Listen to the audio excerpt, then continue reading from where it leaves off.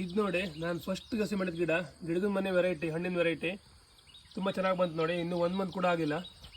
ಈ ಕಡೆ ಬಂದರೆ ಇದು ಅಪ್ಪೆ ಮಿಡಿ. ಇಲ್ಲಿ ನೋಡಿ ಆಲ್ರೆಡಿ ಶುರುವಾಗಿದೆ ಚಿಗುರೆಲ್ಲ. ನೋಡಿ ಎಷ್ಟು ಚಿಗುರಿದೆ. ಇದು ಅಪ್ಪೆ ಮಿಡಿ, ಇದು ಪೂರ್ತಿ.